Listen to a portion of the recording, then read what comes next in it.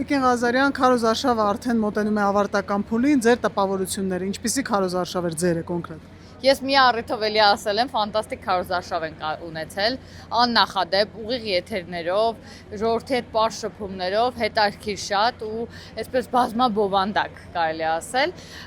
Երգով, պարով, ուրախ, ժպիտով, գոհունակության, շնորհակալության խոսքեր են միշտ հնչել, պարզ ճակատով ամեն համայնք մտել ենք, որտեղ արված աշխատանք ենք ունեցել, յուրաքանչյուր ամենափոքր համայնքից մինչև ամենամեծ համայնքները, քաղաքները եւ այլն։ Այնպես որ շատ ոգևորված եմ ու կարծում եմ արդյունքներն էլ արդեն ընտրության օրերին կերևան։ Ընտրության օրը։ Երկու պարին ուրախ ընդունելությանը զուգահեռ ընդդիմությունը ամենօրյա կարելի ասել ռեժիմով չարախոսություն, վատաբանում, ձեր արած գործերին դրան ինչպես եք վերաբերվում։ Օքեվարքի մեջ է ընդդիմությունը, պարզապես տեսնելով թե ինչպես է ընթացքում այդ իրենց վատ պահվածքով ու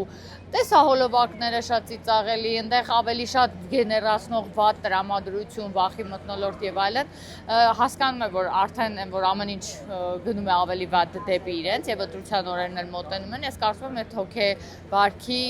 դրսևորումներն են ընդհանրապես։ Այն ինչպես վարչապետը հիշեցրեց 2021 թվականին վախեցնում էին իբրև թե շորժայում ադրբեջանցիներն են ուզում են հայերը գնան հանգստանալու տեղ չկա, այսօր էլ Սամվել Կարապետյանը ինչու ոչ նաև Ռոբերտ Քոչյանը եւ առհասարակ ընդդիմության մեծ մասը կրկնում են նմանատիպ ինչ որ բաներ իբրև թե 300,000 ադրբեջանցիներ են գալու, այ հենց այս մարզում որտեղ ձեր հայրենի մարզն է, հա կարելի ասել։ Այսօրվա Վարդենիսի հանրահավաքի մասնակցությունը ապացուցեց, որ մարդիկ էլ չեն հավատում այդ թեզերին կեղծ։ Այդ տեսահոլովակները արդեն նայելուց այնքան անորակ ու այնքան կեղծ են, այնքան փաստերը խեղաթյուրված են, մարդիկ երբեք չեն վախենում կամ չեն հիմնվում այդ։ Շատ լավ հիշել ենք այդ տեսահոլովակը, պարոն Եղոյանն էր կիսվել, ես ինքս մոռացել էի տեսահոլովակի մասին։ 21 թվին նույն հնարքը փորձել են օգտագործել ու այդպես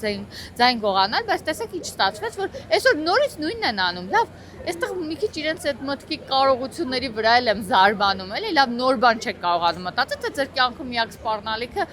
բանը է, այդ վախը, այդ ադրբեջանցիների հետ վախն է կամ իրանց գալը կամ չգալը կամ ինչ-որ բան փոխվել է։ Փաստերը ցույց տվեցին, որ 5 տարվա մեջ ոչինչ չի փոխվել։ Վարչապետը այսօր իր ելույթում էլ ասեց, կան շորժայում որևէ մի հոգի, ում կարող եք մատնանշել, ասեք եկել է կամ ասեք այսօր Վարդենիսում։ Իհարկե սուտ է ու այդ սուտը բացահայտ է դառնում, որովհետև այսօր տեխնոլոգիաների դար է, շատ հեշտ է ամեն ինչ նորից հետ պտտել, նորից նայել, նորից վերհիշել։ Ես ինքս մոռացել եմ տեսահոլովակի մասին, այս նոր տեսահոլովակներն էլ շատ ծիծաղելի էին, իրականում միշտ ժպիտով է վերաբերվել ու այդքան անորակ անել,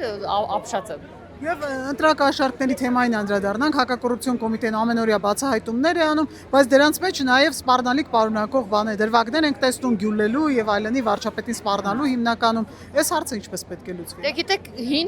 հին էլի մեթոդների կիրառումա։ Տեսեք, այսպիսի բաներ էլ էինք նկատել, հայոյանքի հիմքով գնում էին, որ ընտրեին ինչ-որ հայոյանքի խոսույթի շուրջ եւ այլն, որոշ նման բաներ էլի տեսել ենք եւ մենք արդեն չեմ զարմանում այդ process-ներից, որովհետեւ իրականում նման երևույթներ մենք նկատել ենք նաև մասկաներով են սպառնալիքները, որ հնչեցրեցին նույնիսկ բանը, մենք դա էլ ենք տեսել։